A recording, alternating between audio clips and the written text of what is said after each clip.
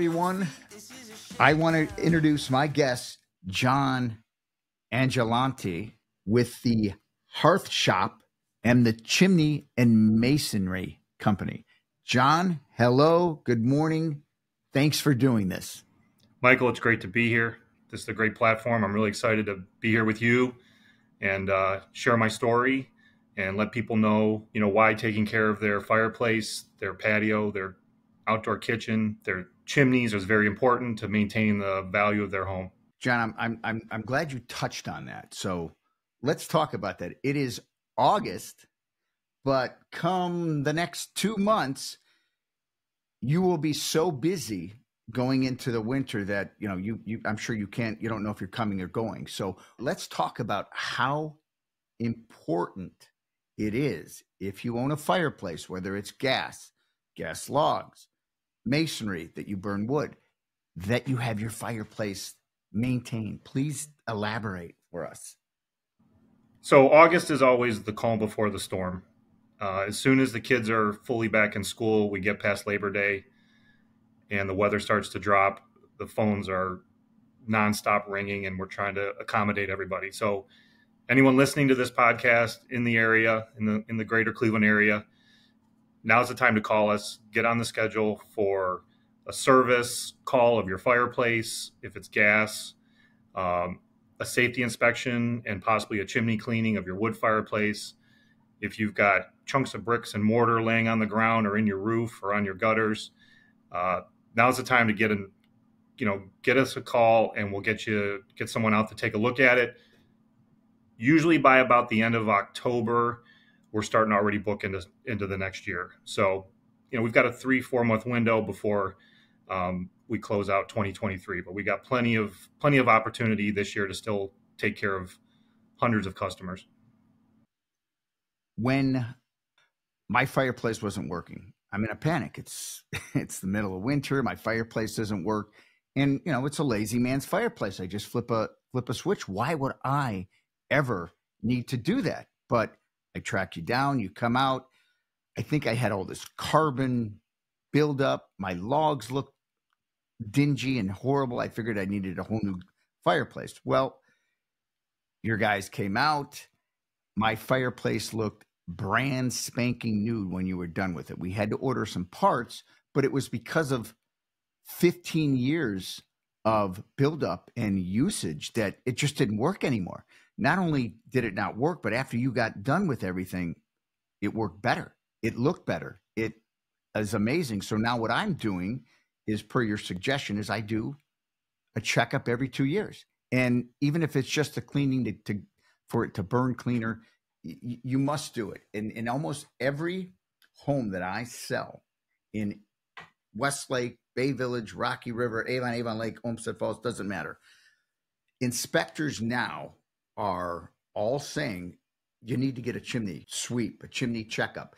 And before knowing all this, I had always would think, and I think a lot of people think this, that I don't burn wood. What do I need to have it checked for? So that's the misconception.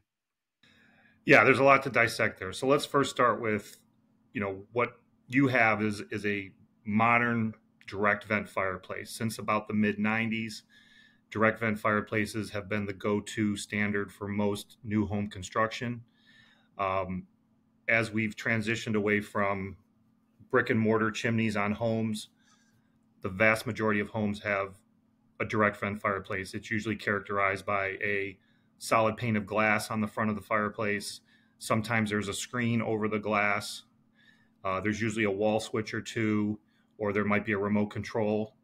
And it's just like a car. I mean, try driving your car 30,000 miles without an oil change and see how that goes for you. Letting your fireplace go 5-6 years without basic maintenance, a lot of things are going to go wrong. Spiders are going to get in there, stink bugs, bees, general dust. If you've got animals in the home, their dander and their hair can get in the fireplace and can clog up the gas orifices. So the vast majority of the time, a good fireplace service and cleaning of the gas fireplace system will resolve most of the problems. If you've let it go on too long, you can sometimes run into the need for some parts, like a pilot assembly. Um, if you do have a remote control and you don't change your batteries periodically, those will corrode, and then you have to replace the whole remote control system, which can be a couple $100s or more, depending on the manufacturer of your fireplace. So it's just basic maintenance. I know it's easy to forget about the fireplace until it's cold. I joke around the office, 54 degrees is the trigger. It seems like when we get anywhere near 54 degrees, the phones just go ballistic. So usually the first cool day in September, um, we might get 20, 30 service calls by noon, because that's when people start thinking about their fireplace. Um, so, that's what you ran into, and that's a very common situation for most homeowners. It's easily resolved most times. There are exceptions. If you have an older system that just wasn't maintained and parts are no longer available, then we have to have a difficult conversation about, maybe updating your fireplace or something like that. But a lot of people don't like the look of the older style. Just like everything else, fireplaces have gotten nicer and sexier, and things have become more realistic looking. So we do the best we can with what the original manufacturer wanted that fireplace to look like. We can't take a lot of liberties. There's very specific guidelines from the manufacturers as to how the logs can be placed and what type of added items, like we call media, which are enhancements to the flame. We have guidelines that we have to go by. We run into a lot of situations where, someone didn't like their logs and they went to a fireplace store, or they went online and they bought gas logs that they thought they could use, and they just threw it in the fireplace. And the next thing you know, there's soot everywhere. The fireplace isn't running right. Sometimes they cause significant damage to the burner pan. So I tell people, please do not just go online and buy gas logs and think that you can just put them in any fireplace. There's a sequence that has to be maintained when it comes to gas log systems. The burner pan, the controls, the logs, and the structure in which you put them in. There's a very stringent guideline for all of that. I'm in a very unique industry. Most people that work on homes are trying to prevent fires. I'm actually selling fire to put in your home, obviously in an ambiance setting. So that has to be done appropriately. Otherwise, things can go bad for homeowners if they try to do some well-meaning internet research, thinking that, a log set is a log set is a log set, and that's just not the case. So there's an education process that we go through with a lot of homeowners that try to do things on their own, because this is a do-it-yourself world we live in. We've got online access, we've got box stores, you can buy something used online, and everyone thinks that, hey, I've got a fireplace, I can just put pretty much anything in there that I want. Well, that can be risky. That can cause some significant health and safety issues for your family if you're not careful with what you're doing. Do you recall 2 years ago, first time buyer in a condominium, and I sold a home, and the inspector, who I know well and is a fantastic inspector, said, do not use this fireplace. You will burn the place down. It is installed improperly. It is oversized. I don't know who did this. Long story short, you guys solved the problem, had to change all the gas lines, but they did it themselves. They bought a kit through Home Depot, and inspector said, you will burn this house down. It is not done correctly. It's too big of valves. It was just not done right. Don't work. Don't use this fireplace. And when we sold it this year, zero problems. So yeah, that's a pretty common conversation we have with not just you and other Howard Hanna realtors, but lots of real estate agencies come out to us for assistance to resolve either their seller or their buyer issues. And we these are common conversations we have every week. And the best thing we tell people is send us pictures of what you have. If we're super busy and we can't run out there that day or within a couple days, send us pictures of what you have. Send us pictures of the chimney structure that you think is associated with that fireplace, because sometimes homes have multiple chimneys. And we can begin to dissect it, and take a good look at it. We've got multiple guys on staff. We've got some really good technicians in the field and any one of us can look at it, and 9 times out of 10, the first guy that looks at it's going to know what they're dealing with.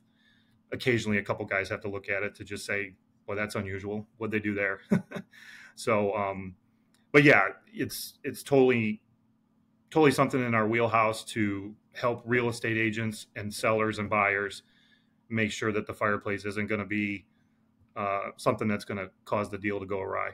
Hey, John, how about what I will refer to as old school fireplaces, masonry fireplaces? You guys do a lot of maintenance? That's how it started. I mean, that's how it all started for me back in the mid 90s, or the early 90s, actually, as I was coming out of high school. And I went to school at John Carroll on the east side. I labored for a retired educator who had a summer business fixing chimneys and doing little masonry projects here and there. And I just enjoy being outside. I enjoy working with my hands. I always have. My grandfather, when I was a little kid, would have me doing stuff. It was always something I really enjoyed doing. So as I matriculated through college, I started really looking at some options to be in the construction trades, and run my own company in the construction trades. And that just really appealed to me. There is a complete and total lack of people in the construction trades. There are millions and millions of jobs that could be filled by guys and gals that don't necessarily have the resources to go to college, or don't want to go to college, or even if you go to college, you can still end up in the trades and do very well. And so that's how I started. And then I evolved from the masonry side of things, training myself to be a mason, working with other masons, paying attention to what they were doing, learning from them, picking up some things that they didn't even know, educating myself thoroughly about chimney construction.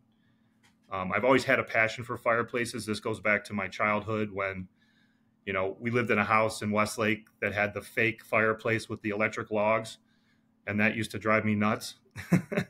And when my parents moved to a bigger home, we had a normal fireplace, and that was just like the greatest thing for me, just to have a normal wood-burning masonry fireplace, to enjoy in the wintertime. I want to go back to your start, because if I recall, not only did you do fireplaces, but I think your niche was you would do stoops, or what I refer to as a stoop, a front stairs going into an older home. Isn't that how you you started out and it morphed into what you are today? Well, it really started, I thought I was going to be a chimney sweep who did some masonry repairs. And my first year, I think I cleaned like 8 chimneys. There was such a need for masonry work, whether it was chimneys, minor foundation repairs, front porch or stoops, as you call them. We call them front steps, where you have some stone treads with some brick in between for the riser, and then either a stone or a concrete deck. And then just general tuck pointing around homes. There's a lot of brick homes still in Cleveland. The west side suburbs, the east side suburbs, there's just tens of thousands of homes that are mostly masonry and they need repair. So that's really where it started.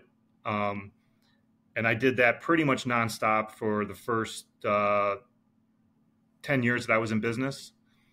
And then as my life started to evolve and it's hard to do masonry work in the wintertime, I needed to supplement, a full year of work.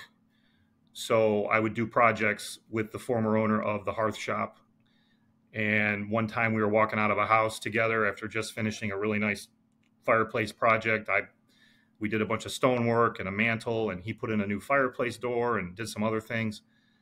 And I just casually said to him, "Hey, when you're ready to retire, give me a call. I'll buy your company from you." And 6 months to the day, he called, and on a handshake deal, I bought the Hearth shop. So was that on Lorraine Road, Fairview Park? It was. Yep. It's the original location was right there in the center of Lorraine in Fairview. A lot of interesting anecdotes about that building. That building goes way, way, way back. It was apparently the original office of Dr. Sam Shepard was in that building.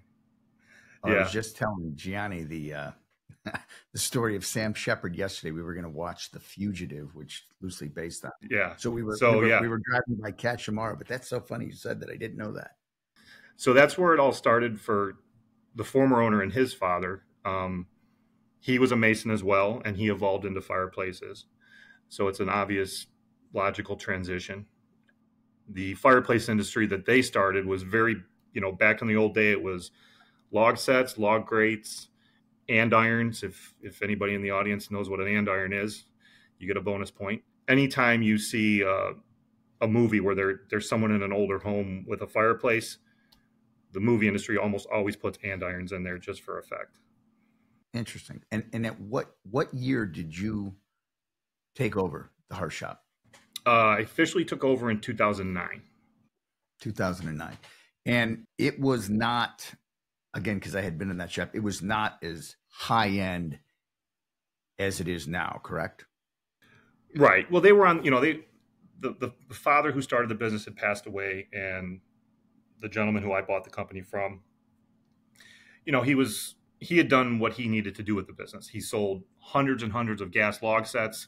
They're all over the Cleveland area. We still run into them today. They sold hundreds and hundreds of fireplace doors. They made their own fireplace screens in the basement down underneath the showroom. But the fireplace industry through the 50s, 60s, and 70s wasn't as complex as it is today. With the advent of manufactured fireplaces, beginning kind of in earnest in the late 90s or late 80s, early 90s, that's when things got more technical. And that's when, people just demanded more from fireplaces, more aesthetics, not just a square box with a log set in it or a masonry fireplace you can burn wood in. Fireplaces have come a long way.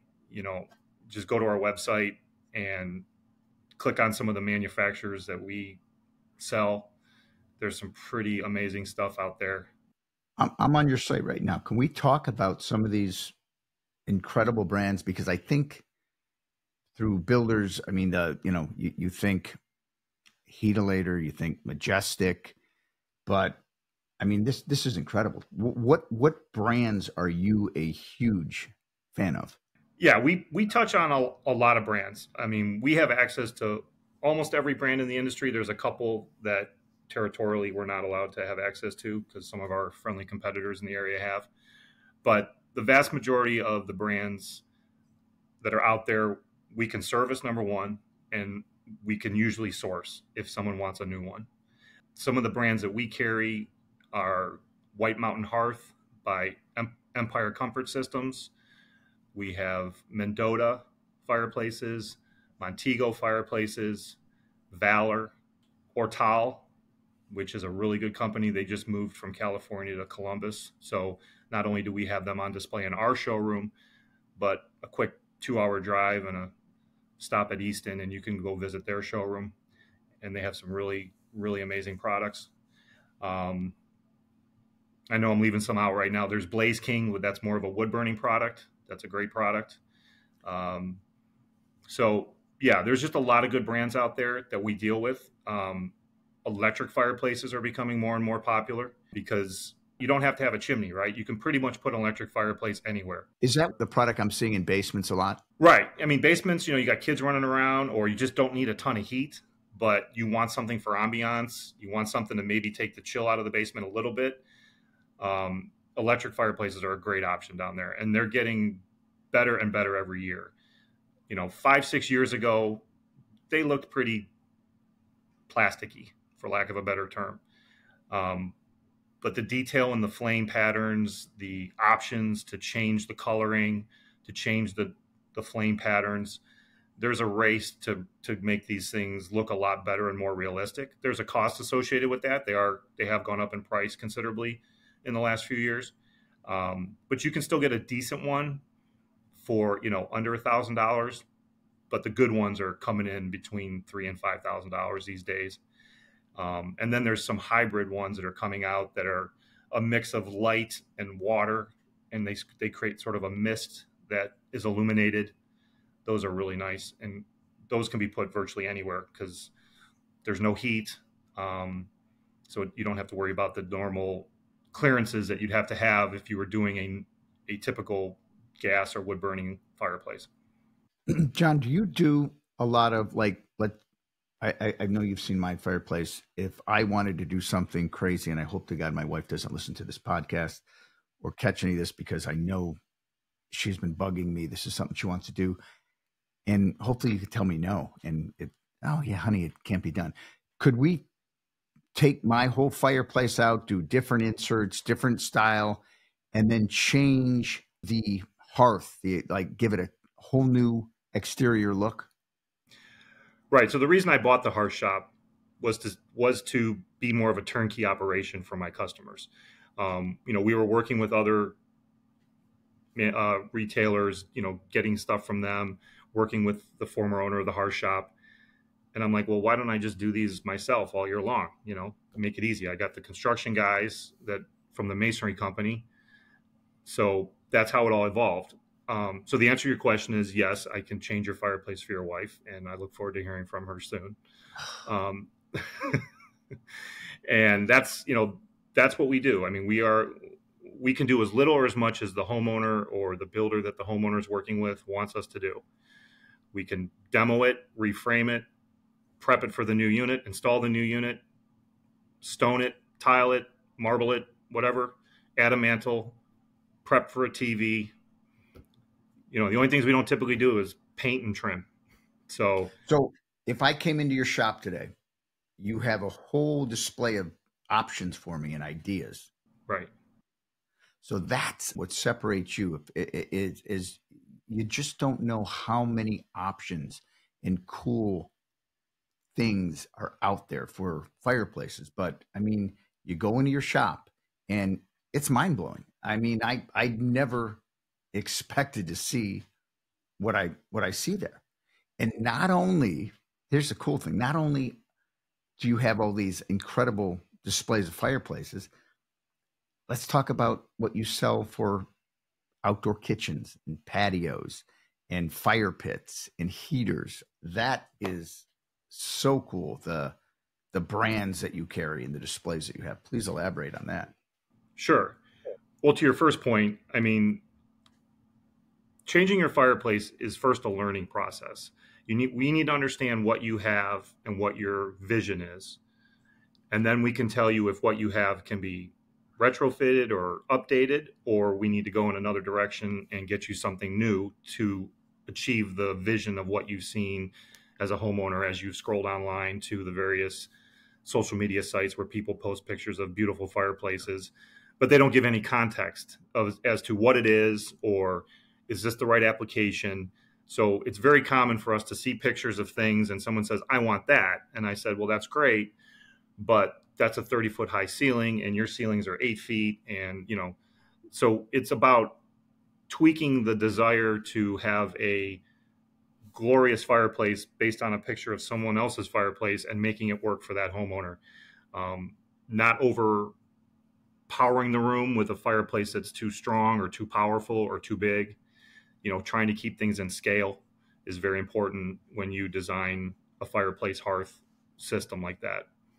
To your other point, we are also specialized in outdoor living. We do grills and pizza ovens and patio heaters. We build outdoor kitchen systems. We have a couple really good manufacturers that have we send them specs and then they build it to our specs. So it comes as like a giant kit that we put together on site. They can be masonry outdoor kitchens. They can be powder coated steel. We've got new ones that look like cabinetry. It's outdoor grade cabinetry. That's really very popular right now and kind of coming of age. That's from a company called NatureCast. That's a really popular brand that's taking off right now. And we actually have a very special line from a company called Heston, which not only has outdoor appliances, but they have a complete line of indoor kitchen appliances to match. So anyone that's doing a whole house remodel or a kitchen and a back porch vision, we can package the indoor and the outdoor appliances for them along with a fireplace and just do the whole thing for the builder. And it's a one-stop shop for them. I want to go back into how important it is to do service. And I want you to know that while we were talking, light bulb goes off in my head is I am, my wife and I are big on fireplaces nightly. We always run our fireplace. I just scheduled my service call, which I do every 2 years online. Amazing. That's what we want people to do. Just go to hearth-shop.com. If you aren't able to do it that way, you can always call 440-734-2833. The ladies at the office will get you scheduled with a service call. And I can't say enough of how great your service is. I mean, I've been using you 20 plus years. I think we've known each other, and it's always send me a picture. You can get the serial number, and you have an answer for me by the end of the day. Always. We try. It's hard. You know your stuff. You do. You're amazing. Back on service. Here's something that I want to ask you. Well, I've never used the fireplace, so why would I need to have it serviced? So if it's a gas fireplace, natural gas or propane has moisture in it. And if you don't use the fireplace regularly and it just sits stagnant in the fireplace, that moisture can corrode the insides of your gas valves, your pilot tubes. So not using your fireplace, even if you're only a very casual fireplace user, maybe once or twice a month, is the best thing to do because it keeps the gas flowing through the system. It minimizes the chance of spiders and other particulate matter getting in there and clogging the orifices. That's very important. If you haven't touched it for years and you want to see if it works, then obviously give us a call. We'll get you scheduled. We'll see if we can get it fired up. We'll check the gas line to the fireplace for any possible leaks. We'll do a safety inspection of the chimney system to make sure there's no bird's nests. There are areas of the fireplace that we cannot see without an in-depth, what we call a level 3 inspection, where we start opening walls and looking deep inside. But usually there's some telltale signs if little critters have been living in there. It's very common for mice and other things of that nature to find their way into a space like that is just never used, but it stays nice and warm. It's a good place for them to hang out. They'll come down the chimney and they'll just make a little nest. So just like anything else, use it, don't abuse it, get it serviced, and it'll last for decades. But it amazes me, again, for people that I've worked with that may not, like you said, casual fireplace users, some never used it. But when you go to sell it and someone else is going to use it and there is an inspection on it, it never fails. The damper's bad. There needs to be tuck pointing inside. The flue is cracked. There was a raccoon that lived in here constantly. That little bit of a phone call online, what that is saving you of a disaster that could possibly happen, or people just don't know how to use a fireplace. I can't stress enough that people that are listening, it is one of the most important things you can do if you're a homeowner is to have your chimney inspected. You don't have to do it every year unless you're, a pyromaniac and you're burning fires like crazy. Yeah. But you should do it. And yeah, they're off the grid people that like to use their fireplace to, because as a supplemental heating source, whatever. But yeah, if you're burning your fireplace more than 4 to 5 hours a day, then you might need multiple service calls a year. Just depends on, how aggressive you are using it, what type of a fireplace it is. There are some systems that are designed to run nonstop, but they're few and far between and they're very costly. I know a lot of friends that have masonry fireplaces and they have those, for lack of a better word, I'd call it an insert maybe, that they're just burning and it's shut and they're heating almost their entire first floor. What is it just an insert or a stove insert? So the word insert in our industry gets used for a lot of things. Mm-hmm. It's kind of, whenever I watch the home shows on TV myself, I always cringe when they're talking about fireplaces because the word insert is thrown out nonstop. This is an insert. That's an insert. An insert, a true definition of an insert, is either typically a gas insert or a wood insert, and they have to go into an existing masonry fireplace. That's what an insert is, and it's a contained system. So all the combustion is within the new insert that you're putting into an existing structure. Anything other than that is either just a log set or a fireplace itself. It's you can have an independent fireplace system that doesn't go into an existing masonry chimney. So there's technically three categories: log sets, inserts, and fireplaces. On the wood burning side, there's stoves, inserts, and fireplaces. And so that's where, again, the learning curve process, as we educate homeowners on what they have, what they might need, what they might want, working to get the terminology correct is extremely important. Because if you just go if you go online and say, hey, I need a fireplace insert, the chances are you're not going to buy the right thing. Because that's a term that just gets used in the incorrect manner very often. And it's the minute we hear it, we tell people, okay, well, what do you mean by that? Do you have a picture of what you have?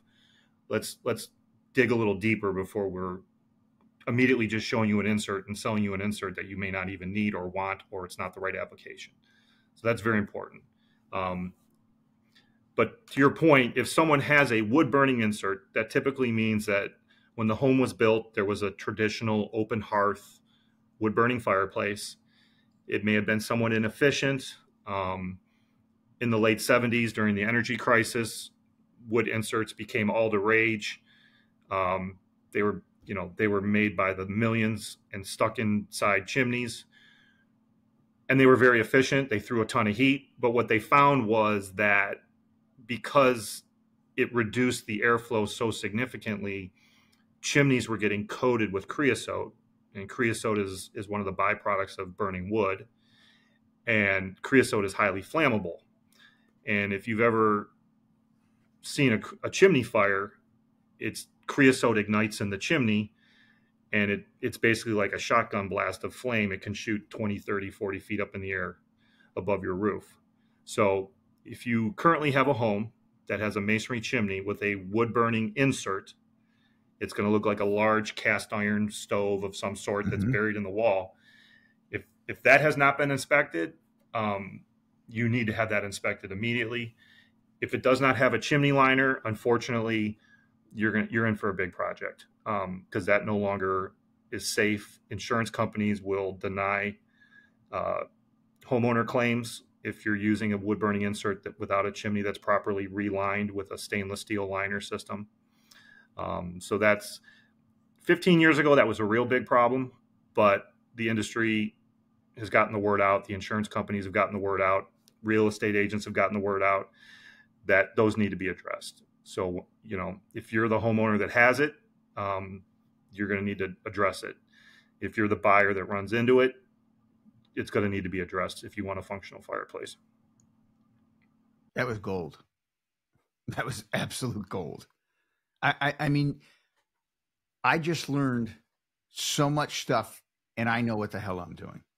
What's amazing, John, is you just think it's fireplace. You know, and are so educated and know everything about this. Another question I want to ask you on maintenance is whether you have a complete masonry fireplace on the outside or your chimney on the outside. Almost any house that's 10 plus years old, they need tuck pointing, and they're never addressed. Why is it so important for people to address these needs? So there's two types of chimney structures that we tend to run into. They're either a masonry structure, it could be brick, it could be stone, it could be stucco, but the core of the chimney is masonry. And then over the last 30 years, most home builders have built what we call a chimney chase. It may be wrapped in brick, it may be wrapped in stone. Typically, it's wrapped in siding, but the core of that chimney is just plywood and 2x4s. And if you don't both types of chimneys, whether it's masonry or plywood 2x4 chase, the damage starts at the top. We have 4 seasons here. Some get really hot and some get really cold, and there's a lot of rain in between. And that just eats away at chimneys, whether they're masonry or non-masonry. We're in the middle of a project right now that the homeowner is spending a lot of money because the very top of his chimney, what we call the chimney chase cap, it's a large metal pan that protects the top of the chimney, was never installed right, was neglected over the years, and it's many thousands of dollars for his entire chimney to be torn down, rebuilt, and put back the right way. And this is all avoidable damage. It is avoidable damage. Unfortunately, most builders, build homes on a budget. And what the homeowner doesn't see are the things that get cut back. And the top of a chimney, most homeowners don't go up and inspect the first day they move into their house. So if you have a home that has a manufactured chimney that's wrapped in siding, chances are you need a new chimney chase cap. And that is a modest investment in your home that will save you tens of thousands of dollars down the road. Absolutely. And again, I've seen so many old school homes, masonry, built the old school way, that the chimney is just completely dilapidated, just crushed, and needs to be rebuilt. Had they serviced the chimney over the years, it's all avoidable. Yeah, spalling is another big problem in our area. Spalling is when the face of the brick separates from the body of the brick, and that's just a result of thousands of freeze-thaw cycles over the years. The brick gets wet, it freezes, the water expands, you get little micro fractures in the brick, and then over time, those get bigger and bigger, and then the face of the brick pops off. Can you avoid that? Yeah, you repair the chimney crown, you keep the top of the chimney crown in good condition so the water doesn't soak down into the brick as much. Sometimes it's not avoidable. There are some brick that are more prone to spalling than others in our climate. But there are manufacturers that make brick that virtually never spalls unless there's some negligence or there's some excessive water from a gutter running down the chimney. But tuck pointing is the starting point. That at least keeps the brick solid. But once the tuck pointing fails, the mortar in between the brick is deteriorating, and then the bricks start to move and shift. Then you're looking at a partial or a significant rebuild. And that's something we would come out and evaluate and see how bad it is. What we find a lot of times now, if the chimney's in really bad shape and the homeowner wants to do a remodel project, then we engage them on a much bigger conversation. Well, we may not have to put back the masonry chimney. We might be able to convert you to a more modern fireplace system, and you don't need a big brick chimney anymore. You just need what we refer to as the doghouse. It's just a little chimney structure that hangs off the side of your house that contains the fireplace system. So there's ways to save money and update your fireplace to something that's more energy efficient, is not going to absorb moisture and create long-term problems for you. So we do have a lot of those conversations with people about upgrading from an old masonry chimney that's cold and deteriorating to a modern fireplace system with a different structure on the outside of the house that's maybe wrapped in siding or a little bit of manufactured stone. And we solve a lot of problems in one fell swoop with that. I've got another question for you. I'd love for you to clear up. Gas fireplaces, gas logs, gas lines that you flip a switch on, that you light them, and they have pilot lights. Is it a good idea or bad idea to keep that pilot light lit constantly? Yeah, the two schools of thought are this. If the excessive heat that pilot is creating during the summer months is too much for your room, then it's okay to turn your pilot off. Okay. It's only it's like maybe 1,000 or 2,000 BTUs. It's not a ton of heat. If it's in a masonry chimney, you're probably not going to notice it. That heat will get absorbed by the brick. If it's in a direct vent fireplace, or what we also refer to as B vent fireplaces, those are very budget friendly fireplaces that are typically in cluster homes or condo associations. Um, if you turn the pilot off, you're going to save a little money on gas. You're going to not have the heat in the room, but it's usually going to be a little bit harder start at the beginning of the season to get it going for most people. The other thing that a lot of people think that they have an electric fireplace because there's a wall switch. That's not in fact the case. The millivolt fireplace is a low voltage system, and that wall switch is just the trigger for the burner to activate. So when you flip that switch, the pilot is sending a signal to the valve that, hey, the pilot's on. The gas can start to flow, and then the pilot will ignite the gas. So that's usually a closed system that has nothing to do with the electrical in your home. So that's what's nice about most fireplace systems, that even if the power goes out, you can have some heat. And the ones that are tied directly to the power of your home will almost always have a battery backup system. Now, it's important that you not leave the batteries in the fireplace all year long, because when you need to go use the fireplace in the event of a power outage, chances are the batteries are A, going to be dead, or B, worse than that, they've corroded and they've damaged the backup pack. So it's important to know where your battery backup system is if your fireplace has one, but it's also important not to leave batteries in it unless you need them. Then go ahead and put the batteries in. Some manufacturers actually have a very nice wall switch that you can just pop the cover off the wall switch and put the batteries in, so that they're not always in the fireplace system.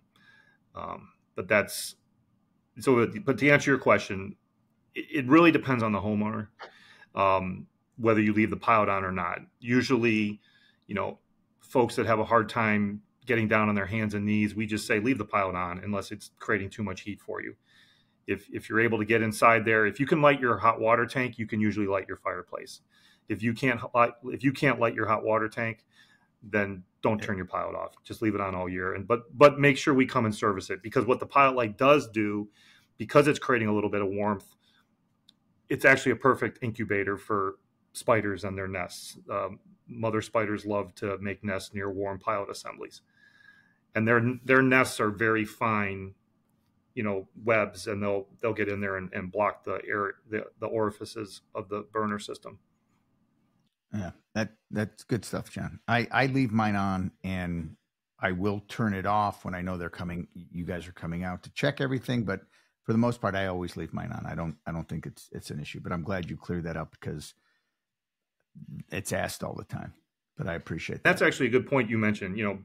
If we are coming out to service your fireplace, please do not have it running for at least 4 hours before we show up, because then we're going to have to call back and reschedule. Our fireplace technicians are very good at their job, but they can't do it if it's 300 degrees in there. All right, John, let's go back to the Hearth shop.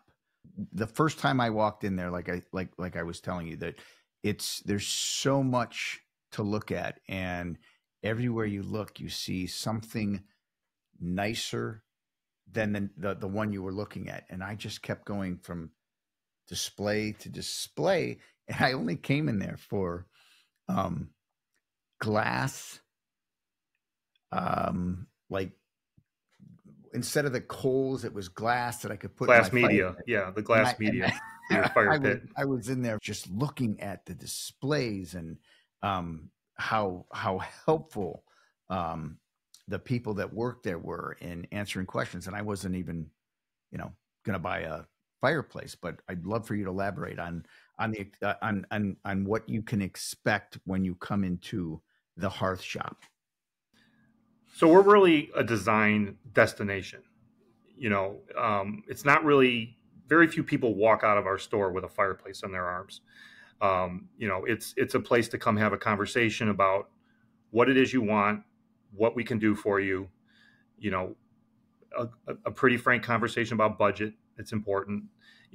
We have good, better, best options. We don't really compete with the box store guys. That's a whole nother price point that frankly is not really something that we, find value in. So if you want to have a good fireplace system, you want to have a good wood burning fireplace that's going to be energy efficient, EPA approved, then you come to us, and we consult with you. And we like to start in the store first, bring pictures and concepts and ideas, and then one of our project estimators will typically make a visit to the home and do an on-site evaluation. And then it's a process. It can take 2 to 4 weeks. It can take 2 to 4 months to come to an agreement on what's going to work best. A lot of it depends on the homeowner's eagerness and decision-making skills. Some of it depends on our scheduling, the time of year. We laugh. We have people that come in, 2-3 days before Thanksgiving, and they want a log set because their family's coming into town. And it's like, okay, well, that's great, but Thanksgiving is always the same Thursday of every month. So, this is not an instant gratification project typically. Do you carry things that if I were to, you carried the glass, which I couldn't believe I walked out.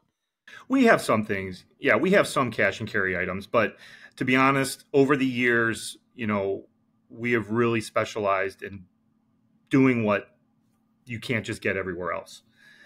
That's really our niche. And to speak of fiberglass, which is what you're referring to, it's a crushed glass media is our industry term for it. It's made out of ceramic glass, so it doesn't melt. And it's basically a decor item that you can add to most fireplaces. Now, not every fireplace can have it, but most gas burning fireplaces, you can add some fiberglass media in certain areas. Some will allow you to put it directly on top of the burner. Some will allow you to dress up around the burner. Most outdoor fire pits that are gas fire pits, you can put that type of media on there. And that is something that you can walk out of our store with. We have several colors in stock, or we can order a color if there's a color you want that we don't have in stock. But again, those are the one-off situations. Most of the time, we're making sure it's installed properly, because if you put too much glass media, you can choke out the burner. So, it's important not just to buy it and go do it yourself, but to also know the process for properly installing it, so that you get the best visual impact and it doesn't impede the way your burner system is operating. I have to ask you, it's the name of the podcast, what does John Anghilante's blueprint look like? So my blueprint, starts with just perseverance. Owning a small business these days is not an easy undertaking. Things happen. Every day's an adventure. But we get through it. We take care of our customers. I'm a straight shooter. Most people that know me, I don't have a lot of shades of gray in my life. It's pretty black and white, the way I approach things. If a homeowner, has been getting a lot of runaround and they're getting 17 different opinions, and I usually just come in and say, well, there's some truth to that, but A, B, and C is really what you need to do. And that's what I would do. And if it was my home, I don't tend to sugarcoat how good or how bad a situation is for a client. I kind of get right to the brass tacks of it and give them what they need to know, and then let them make their own decision. If I'm not the guy to work with, that's fine. But at least the information I gave them, I know is accurate to the best of my ability. And I hope they take that information and make some good decisions on how to take care of their home. That's good stuff. So before we end this, I want to thank you. And I can say, because I know it so well, that people that are listening to this and need to be educated or need service, I don't know anyone better to call than John. And 5-star plug. John is like you said, you're such a straight shooter. You know fireplaces, masonry, as well as any old timer that I have met in my lifetime of being in this business. And I don't know that there's anybody out there as educated and as straightforward and will get you the answers and solve your problems as you. So, John, how does one get in touch with you or comes to your shop, where are you located? So we're at 27303 Center Ridge Road in Westlake, right in the heart of Westlake. Um, it's an old bank building across from the post office, right next door to the library. Everybody's driven past it or walked past it 100 times if they've been in the Westlake area. But we service out as far west as the islands. We go as far east as Pittsburgh. We go down to Columbus on occasion. I mentioned earlier I do have another location that's in the Wheeling, West Virginia area. So we have a big network down there as well. So there's a good portion of Ohio that we cover, almost a good third of it. Start by, giving us a call, or you could jump online to our website. There's also our sister company, the Chimney and Masonry Company. You can connect to them as well if you need masonry work or you have a masonry project involving restoration of your brick home or your stone house. Don't be afraid to give us a call and we'll help you out. John, that was spectacular. I enjoyed this conversation so much. You've taught me a lot. Again, thanks for being here. Thanks for inviting me. Thanks for listening. I hope you enjoyed this conversation. Make sure to follow us on social media at MDV The Blueprint on Instagram, TikTok, and YouTube. We post a ton of great content. And please don't forget to subscribe to our podcast channel so you never miss out on an episode. Thanks again, and see you next time.